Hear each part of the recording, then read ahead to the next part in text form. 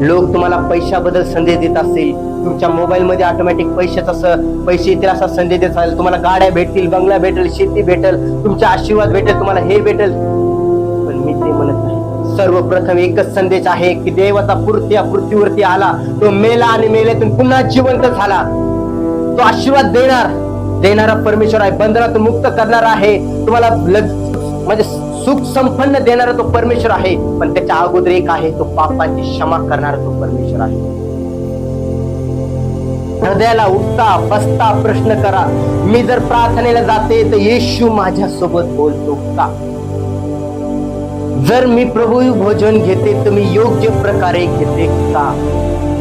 जर मी भाकर खाते तर मी योग्य प्रकारे पश्चाताप करूनच मी ते येशूचं शरीर आणि म्हणजे ते भाकर खाते का? आपल्याला शुद्ध करण्यासाठी ख्रिस्ताच्या रक्ताची आवश्यकता आहे. तुम्हाला नवस करण्याची गरज नाही, तुम्हाला पैसे देण्याची गरज नाही. तुम्हाला जर पापाची क्षमा हवी, येशूच्या रक्तात, येशूकडे या, त्याला म्हणा तुझ्या रक्ताने मला त्या पवित्र आत्म्याला मला सहाय्य कर. पित्याला म्हणा प्रभू पित्या मला त्या वधस्तंभापर्यंत जाणे म्हणजे सहाय्य आणि मदत कर.